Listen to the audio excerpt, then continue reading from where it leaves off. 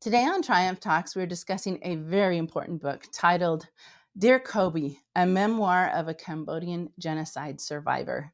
This book made it to Amazon's hot new release #1 and a bestseller. Written by Sidoeun, who is of Chinese descent but was born and raised in Cambodia. Back in 1975, which is actually not that long ago, Cambodia was taken over by a regime called the Khmer Rouge that reigned for 4 years. And in that time, they killed a fourth of the population of Cambodia because they were taking out anyone who was intellectual or a politician or just seemed to be associated with the previous government. Sid's book is a recounting of his life under that regime and some of the things that he saw and what he has to teach. Welcome to Triumph Talk, Sid. I'm so glad that you took the time to join us. I've been looking forward to it. So Kobe is your youngest child that came into your family after you had been brought to the United States, which is something that we'll get to. And you address the book to him, and you're actually speaking to him as you're writing. But the book, while it's for your youngest son, and you wrote it when you were in your early 70s, and he was, I think, 7 years old at the time when you were writing the book, because you wanted him to know what happened and you wanted him to know the history. But really, by publishing this book, you're sharing this important information, not just with your son, but with all of our children and all of us that may not realize just how evil this world can be. For me, I always have it in my mind when I step in America.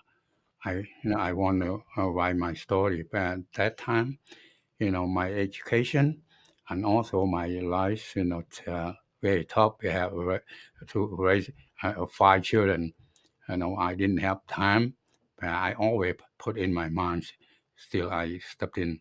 This greatest country in the world. I always thank God. And America, brought me when I was still alive. I escaped from the prison. Yeah, I never thought, never dreamed that I, come to America. I thought I was dead, suffer Yeah. from everything because we lost all everything. We don't have nothing left. After we got out from prison. So let's just take a minute. I want to give the viewers a chance to understand you a little bit better, who you are and what you've been through. So before the Khmer Rouge took power, and you were in your early 20s, I believe it was. Yeah, You're very industrious. You found ways to be taught English, and you got a great job as a bus driver, right? it's not a bus driver. I'm a manager of the bus station company. Yeah, company manager. I wasn't trying the bus. But the way that you ran the buses made people want to. There was many different companies of buses, and there's actually competition. That's kind of where, and you ran it in such a way that people wanted to be on your buses. But Yeah, I just want to read an excerpt from your book because I think it says a lot about you, and you can talk a little more about this. From this time, it says, I think you did. I guess you worked at the terminal, so the passengers did interact with you. And you say, I treated my passengers like friends, joking and talking with them and getting to know them. Sometimes, if they needed money, I gave them some. Sometimes they gave me extra money. They felt happy when they were on my bus. Long, I was their favorite person, and they all wanted to ride on my bus. Most of them were regular passengers, and they started to let the other buses pass by while they waited for mine to come along. So it sounds like you were actually driving at some point because they were waiting for you to come and be their driver. Is that right? most the people in my country are different. Mhm. When they love you, another person try to convince, to change from me to you, and not easy. So let me keep reading because I want to get to this. There's a really important point that you make with sharing this story. So you became their favorite person, and they all wanted to ride on your bus. Most of them were regular passengers, and they would let the other buses pass by. Sorry, I got to jump. This made the other bus managers, so your bus manager, angry, of course, because they were losing money. One day, the owner of one of the companies put out a hit on me. Yes, he intended to kill me. I heard that the man wanted me dead, Yeah. but I have always believed that I could use philosophy to deal with problems. So the bus manager was shocked when I called him. I know why you called me, he said into the phone. I know too, I told him. So you're supposed to kill me. What do you think you're going to do then? Do you think you can get away with it? And what about your wife and daughter? When they send you to jail, what's going to happen to them? I can tell you what's going to happen. The man behind all this will come and sleep with your wife. They'll tell her how rich they are and how they can be a much better husband for her than you. He knew the way things were and he knew I was right. So we agreed on a meeting. The owner had sent him out to fight and kill me, but we ate together and smoked together and we talked. We worked it out until we were both happy, then agreed never to disclose what we had said. In the end, I was still alive and he didn't go to jail. I don't know what he told the bus company owner, but we both went back to work. So you were able to essentially contact the hitman and just have lunch with him and talk about it and become friends. So I wanted to share that part of your book because I think it sets up your character of just not only how compassionate you are when you're with these people and that the community loved you and wanted your bus, but you were not afraid to confront somebody that was going to kill you. And how does that play a role, throughout the rest of your life experiences at that time? It's the gene. I think it came from my father. My father, he very good spoken person. All the community in my country, yeah, Mm-hmm. they always love him. They love him. Look like I have gene from him. My father, if all the children very strict, but Mm-hmm. people outside they didn't know that whatever. Yeah, very strict to the children. Yeah, but I'm so lucky they have him.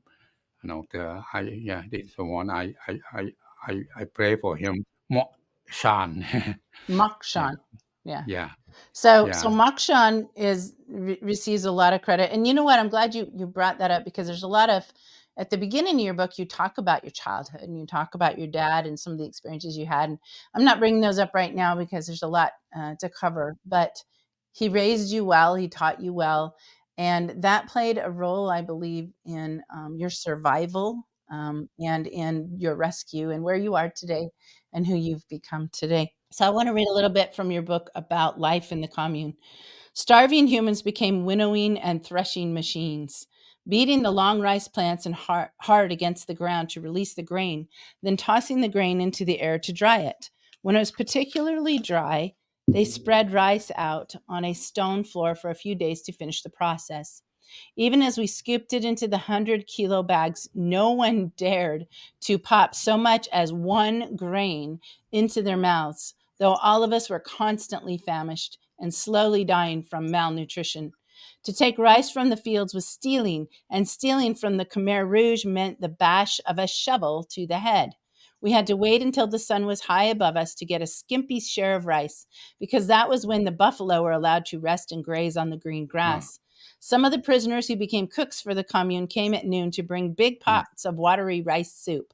They ladled out meager portions into yeah, cup-sized bowls. It was not enough to sustain a child, let alone the wretched laborers who wanted only to live long enough to trek 2 hours back to the huts for the next bowl at sundown. So it sounds like life in the commune was you were the machinery doing all this work. You weren't even being sustained with enough to feed a child, and yet you had this hard work, and you had to walk two mm, hours each way just to do the work. mm. That's amazing. It's Every it's morning you have to remarkable that walk anybody far lived away. through that, especially you. Now, my understanding, you were working and living in the commune, but you weren't living actually with your family because you still were worried about being a danger to them. You didn't want to bring danger, so you stayed in a different spot in the commune, and no one knew you had a family. Is that correct? Yeah, I away from the family. Yeah, Mhm. when that time. Yeah, So while you were living separately, there was a plan hatched to escape. You know, the Khmer Rouge, they very smart. They trick the kid. When they bring the kid over there, they Hmm. give something for kid to eat. If the kid they don't know thing. After that, they ask kid what Oh. what your parent doing. Before that, the kid they don't know. Say, oh, yeah, my dad he's a school teacher. My dad he's a cop. My dad he's a soldier. Yeah, they use a lot. Got from information from the kid. So you to protect your family and to keep them from going to your children and asking about you. If you just weren't there, they wouldn't do that. You stayed separately, and then a plan was put together that you wrote about. You said that they decided to escape, and very quietly that night, and one by one, people slipped away from their huts and made their way to the outer perimeter of the camp. There was very little moonlight, so it was easier than I thought it would be. The group began to grow as people trickled in a few at a time, and we started moving westward. If we could just get to the border with Thailand, we knew we would be safe. I would then come back to collect my family and bring them out. Suddenly, we could hear the explosions of rifle shots all around us. Within moments, scores of bodies lay dead in the dirt. The Khmer Rouge soldiers had been watching as we crept silently away from the camp, and now they were shooting to kill. Panicked people scattered in every direction. With the shooting finally stopped, I found myself facing a wild eyed young Khmer Rouge soldier. He raised his rifle and pointed it at me, but the rifle only clicked. He was out of ammunition. So that was a moment when you, probably one of many moments, right? When you could have been killed. And only because he was out of ammunition did you live. So what happened then? Yeah, after that, yeah, they tie me, take to the part of the military. So you became a prisoner. There was a few of you that lived. Most of them were shot, and so there was what I think you said 350 bodies lying all around you. So that and there how many of you lived? Not too many. Around there, when they capture, they put together in prison. That time, maybe about 50. Yeah, About 50 of you lived, yeah, and they took you to a prison area, what yeah, they yeah. Not the makeshift prison. They are part of the stronghold by military. They not. their stronghold. Okay, but they Yeah, held you as prisoners in their yeah, stronghold. they Mhm. not completely have a reason anything for you to do. They like I stay right now. They I never have slept almost for lie down for 2 years. They hang in there. They So tied me. you're very good. You were a prisoner for Yeah, 2 years. Is that what you said? almost for 2 years. 2 years. And for the whole 2 years, how were you kept? You were starting to say. We never say communicate anything Your with them. your arms were Yeah, yeah. explain that. Yeah, except time they give you some food to eat, they lose you Mhm. little bit after the food. After you give the food you eat, after it's over, they tie back again. They, So they had yeah, all 50 of you tied yeah, up, yeah, and my understanding is they had a board that yeah, ran yeah, down the middle yeah, of you, yeah, and your yeah, elbows were pulled back yeah. Hold behind the back, yeah, board. yeah, Yeah. yeah, And you were held that way for 2 yeah. years straight? Oh, yeah, close to 2 years. Yeah. And then what Because we happened don't to the know 2? because at that time we never have a calendar. They really don't know anything. It No, just none of felt them. you were told Yeah, later that yeah, it was we about just 2 years? guessing. You're We guessing. yeah, Yeah, yeah, that makes sense, especially because your hands are tied. You yeah, don't even have your hands free to make hatch marks to no, try to keep yeah, track of how long you've been yeah. there. The time they escaped between Vietnam and Cambodia, commonly they fought against each other. The time they escaped, only the last six, they want to still alive. They want to escape that with me. Beside that, they So execute them. you were there with 50 people, and Yeah, then gradually were they killing yeah. them, one by one? I think that One you were by saying one. that Yeah, yeah, one by one they were killing them until yeah. they got down to 6. So yeah, I suppose yeah they go to to bed. They didn't have enough time because between Vietnam and Khmer Rouge they fought. Yeah, Yeah, so you ended up being one of 6 yeah. that survived this kind of, So imprisonment and torture, yeah, really, having your arms tied back so yeah, long. I yeah. just can't even imagine it. When they escaped, a whole bunch of about 400, 500 people that they were gone. They, they shot them. yeah, why, yeah, until, Yeah. yeah, So most of them were shot, and you made it into yeah, that. yeah, And so I just wanted to kind of highlight some of those things that you've been through, that you write about as a memoir. So it's a memoir for your son, but it's a memoir for all of us, all the kids, because it's really an important truth and warning is what I see. And as your publisher, I had the privilege of publishing your book, and I'd like to talk for just a bit about the cover, which is something that I was able to put together.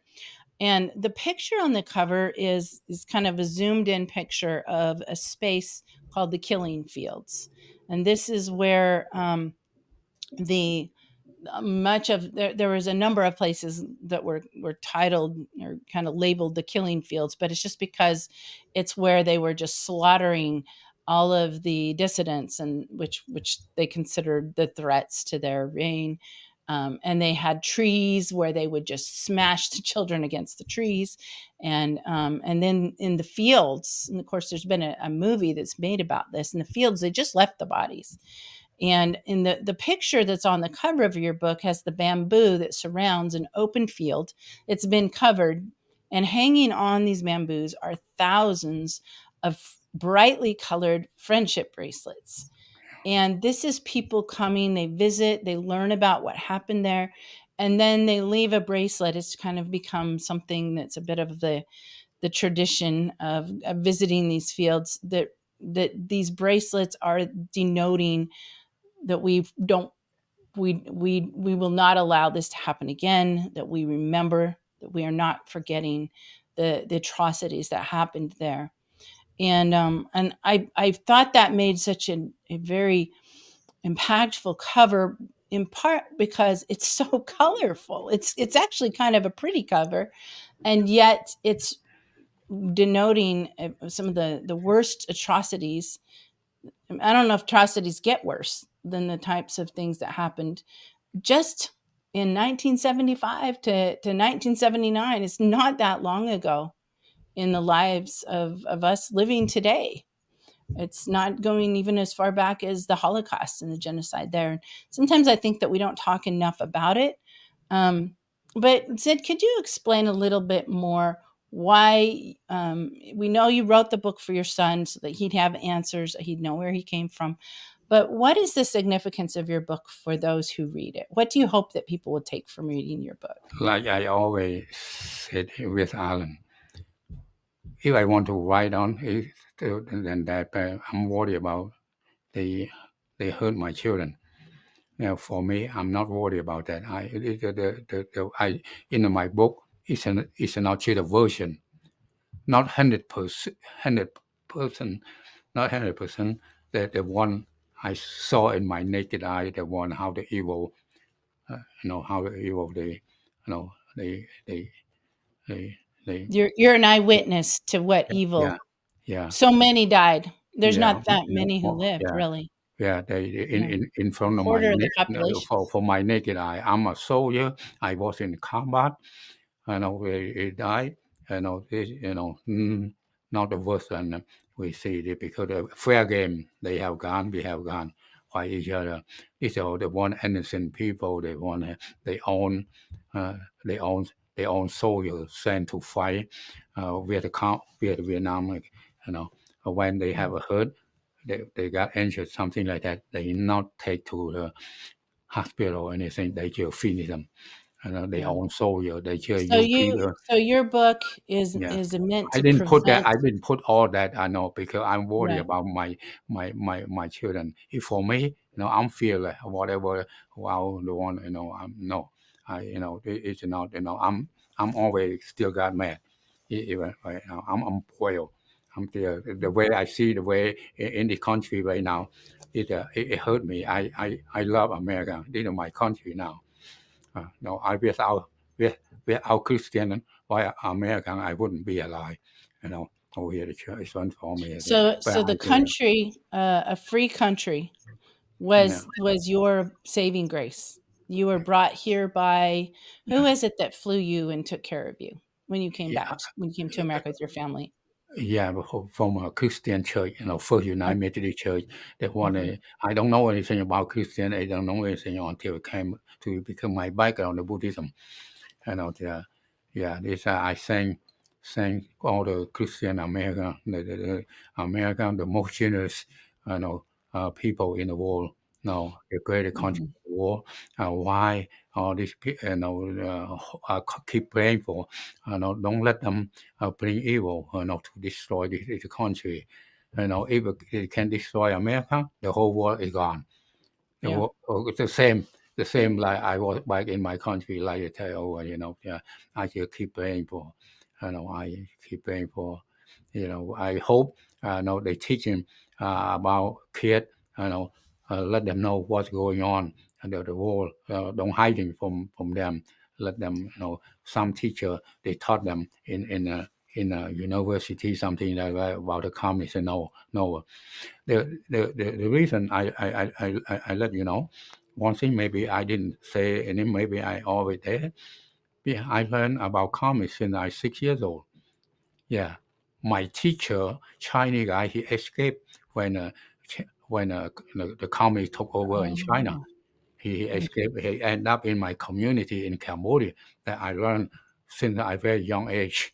So you learned from somebody who had been under a communist terrorist organization, so to speak, who had escaped, was teaching you, and then once you became a young adult, that communist threat came and ruled your country for just 4 years. The amount of death and destruction that happened within 4 years. I this is one of the reasons I feel your book is so important that people need to read it is I think sometimes when we live, especially in the United States, a country of freedom, a country of general, relative security, people don't understand how evil and how powerful the world can, how powerfully evil can take over, and how quickly it can destroy freedom. And you have a wonderful forward to your book that we added from a friend of yours named Philip David Powell, and I just want to read a short paragraph from his forward because I think it really summarizes for all of us to understand why your memoir is so important. He says, when I read Sid's book, I can see how the tyranny of the Pol Pot regime was employed against the people with a plan to crush those who did not agree with the communist agenda. His story reveals the tactics used by the Khmer Rouge to exterminate millions of people. Sid warned me that similar processes unfolding in our nation's politics are familiar to his experience in Cambodia. Could you talk just a little bit about that? What are you seeing happening in our politics in our country that reminds you of, I guess, the precursors to everything you had to suffer while you were going through that time? I'm not politician. I'm still a soldier. But from my Mhm. experience, I I I don't trust them. I don't trust politicians. How old were you when you had been in the army? You'd gone to war with the North Vietnamese, and then the Khmer Rouge came in. How old are you? I was about almost 30 already. Okay, so you're almost 30 when. Almost, oh yeah. Yeah. I'm so lucky, to, right now I believe in God. Mhm. I believe in God. When I was in prison, I tried to commit suicide. I can't really bear. I don't have anything to do to kill myself. Yeah.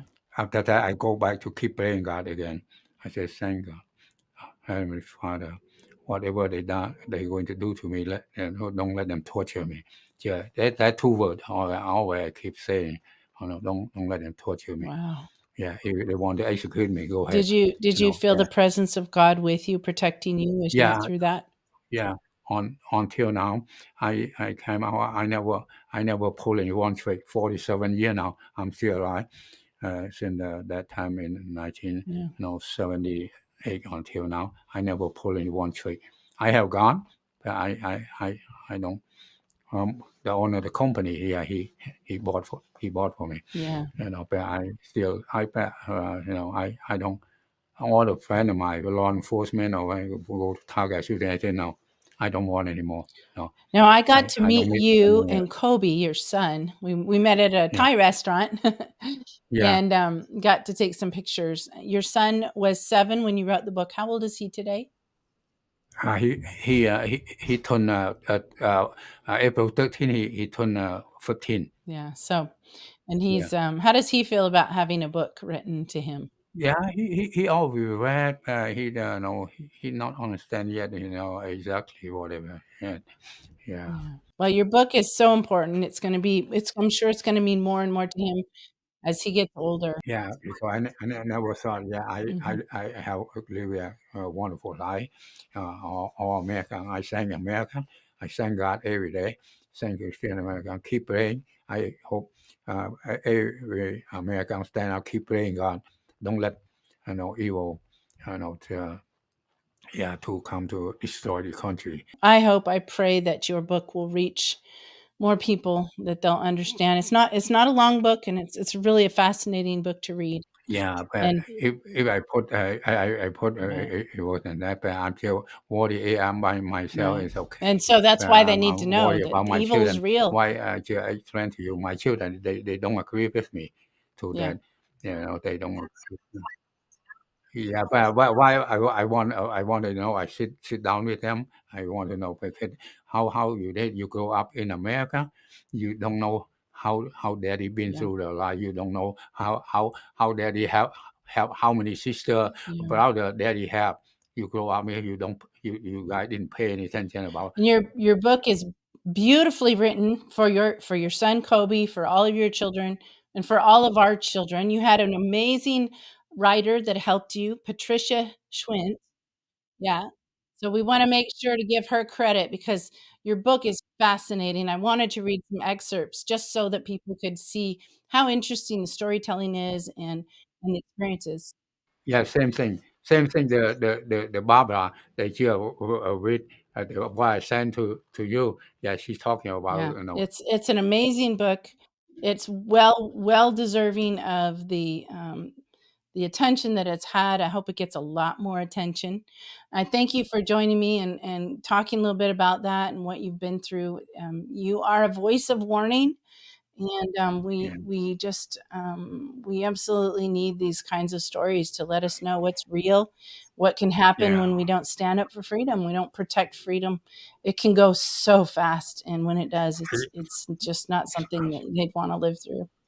yeah. I try keep my emotional. I'm very hard to talk to you when I see Yeah. the way I know God brought you and me to come Yeah, I together. agree. We met. I see. I never thought. Well, That was, gosh, I wanna say 12 years ago that I first met you. Yeah, we were at that where you're right now, there we can read above you, Life Springs. You're sitting in a production studio at the Life Springs Church in, what's the Liberty, Texas? And I had met you there because I was interviewing a B-17 bomber pilot, Lieutenant Colonel Julian Roadman, for his book. And you came to me and said you had an important book that needed to be published. And that was 12 years ago. And here we are with their beautiful book and just so timely. Well, okay. Sid, thank you so much for joining us on this show. And we will look forward to seeing your book become something that educates our society. I hope that it gets picked up by history classes. It's an important history that needs to be known. We talk about the Holocaust and World War II, but I don't think we're giving enough attention to the atrocities that have happened so close to all of our time. So with that, I thank you. And for anybody who's been watching this program, if you got something valuable out of it, or even if you think this is something that others need to know about, please hit the like button because it helps us to reach others, and subscribe to continue to hear more from great authors like Sidoeun Sean.